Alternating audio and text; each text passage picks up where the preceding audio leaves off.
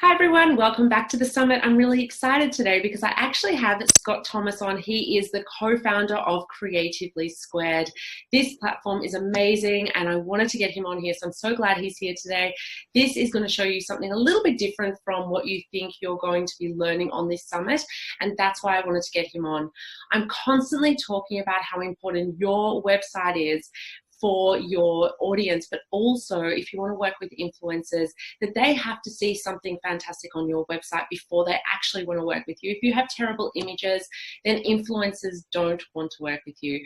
So that's what Scott's all about today. He's going to be explaining all of this side to us about images, but also having your own images that work really well for your brand.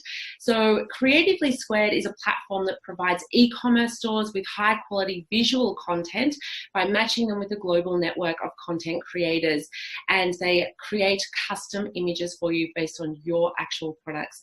So I want to let Scott explain more of that to us. So Scott, hi, welcome. Thank you for being here today. Thanks for having me. Wonderful. So tell us just a little bit more about Creatively Squared. We spoke about it before we got on the recording, and a lot of people come to your website and they think straight away that you're just another influencer platform. So let's just clear the air on that and tell everyone what you actually do. Yeah, so what we do is we provide custom visual content for brands. So you can think of it more of a stock image library, but created according to your brief and according to what you need.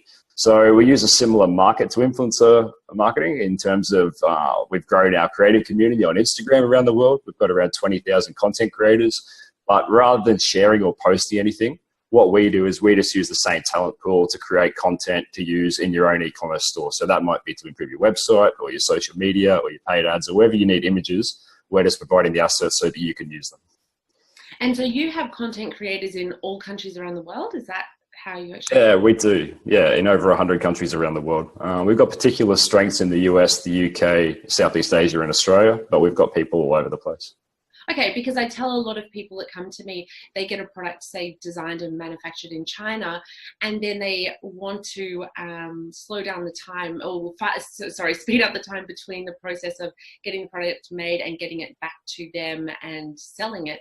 And I tell them to work with someone, say, in China to have nice images made. So you could help someone in that way as well. Yeah, so we've got people in Hong Kong, but mainly in China is a little bit more difficult because we've grown our creative community on Instagram. The fact that Instagram isn't in China means it's hard for us to grow our community there at the moment. But that localization thing and just finding local creators for local businesses, that's something we do all the time. Fantastic. So tell us why you actually started Creatively Squared.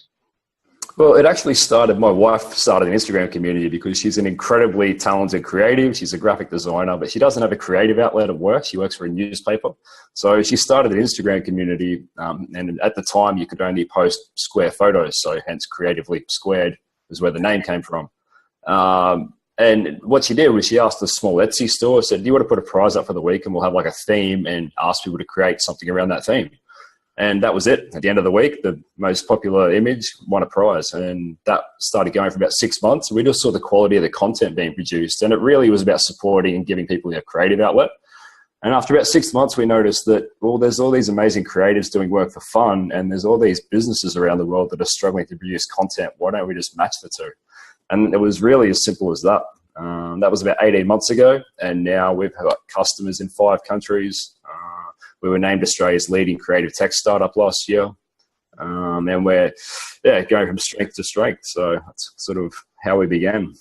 Fantastic. So just explain to merchants in the simplest terms what they would expect if they came to you. If they came to your website, what would they actually get from working with your services?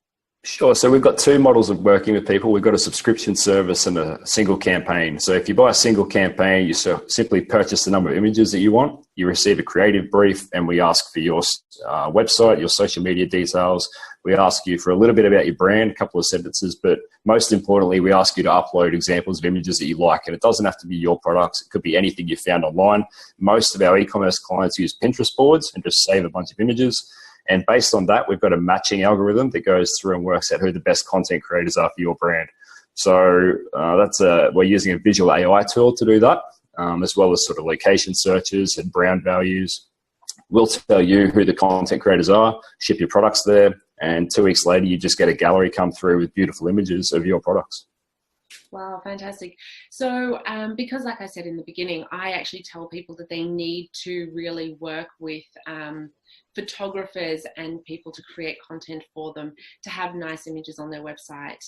Um, this whole summit is about influencers and getting influencers to create this. And while you can do that, I do think that a lot of people need to have sort of a base of some good images. Sometimes products do come with nice images to begin with, but then there's a lot of cases where it's their own product, so they don't have images yet, or they get drop shipping images from AliExpress or something, and the images are pretty terrible. So what's your take on it from that aspect when it comes to someone starting out and they need images? How important is that part of it to a brand? What have you seen out there in the past? Well, I think first impressions still are really important. So especially if you've got an online store, the first thing people see are the images on the front of your website. And then people are going to judge, as soon as they see that in the first few seconds, the quality of your products. Is this a store that's worth hanging around? Is it something, am I going to subscribe to the website? All those kind of things, that happens in the first kind of split second of them finding you. So I think having a great looking website, having great looking image of your products is incredibly important. And if you do want to start working with partners, and that could be influencers, it could be other brands, whatever kind of collaborations, they're going to have the same thing when they come to your website. They're going to immediately have impressions of, is this something I want to partner with? Is there going to be value for both of us here? So, there might be instances where you can pay people more to work with brands that they don't really think they're going to get much out of. So it can probably lower your costs as well. If it's somebody that wants to partner with your brand and your products, there's lots of benefits to having a great looking store, I think. Yeah, and I speak to a lot of influencers, and on this summit I've interviewed a lot of them, and one thing that keeps coming up from them is, I can send you all the traffic, I can send you my traffic, but if your website doesn't look great, and I've just taken these beautiful photos of your product and then they come to your website and it looks totally different, I'm not going to make you sales and you're just going to blame me for that. So there needs to be that sort of transition, doesn't there, from the influencer to your actual brand. So if you want an influencer with great photos to take great photos of your brand, you sort of need to have something that the person coming, the customer, sees the same thing transitioning through. Yep, exactly. And that's a lot of the details that I get into the presentation I've got on sort of where it's beneficial and why you should start with your own content before reaching out to influencers and leveraging what's a really good tactic for acquiring customers. Cool. Let's get into it. Let's not waste any more time. Let's get into your presentation and let everyone know what you've got. And then afterwards, we'll come back and ask you some more questions. Cool. Sounds good. Okay, cool. Okay, so again, I'm Scott, the co-founder of Creatively Squared, and the thing we do is custom content creation. Today, I'm just going to take you through what that means, the difference between content creators and influencers, and how it can benefit your store. So firstly, influencers and content creators aren't the same thing, and they fill a completely different need in your business. So an influencer is somebody that may have great content, they may not, but they've got an audience that you're looking to leverage.